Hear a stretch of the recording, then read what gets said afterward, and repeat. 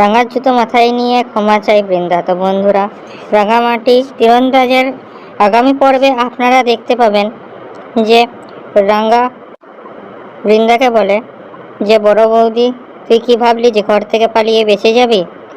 তোকে শাস্তি পেতে হবে, আর তোকে শাস্তি দেবে মা। মা বাড়ি ফিরলেই তোকে শাস্তি দেবে। তখন বৃন্দা কেঁদে বলে, তুই শেষবারের মতো আমাকে ক্ষমা করে দে, আমি শেষবারের মতো ক্ষমা চাইছি।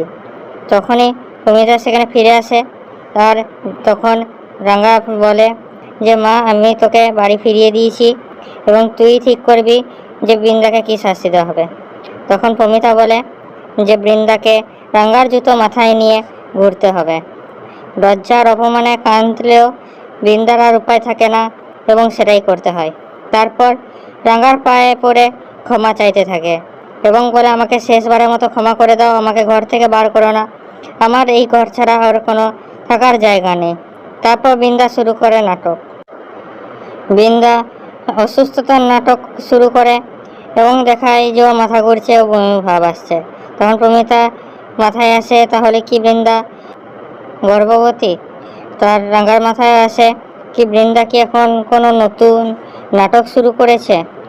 তো কি লাগছে বন্ধুরা, বৃন্দা এই নাটক কি রাঙা ধরতে পারবে, না বৃন্দা নতুন আবার চাল চলবে? বলুন আমাদের কমেন্টে। আমাদের ভিডিওটা লাইক করুন, আমাদের চ্যানেলটা সাবস্ক্রাইব করুন এরকম আরও আপডেটসের জন্য।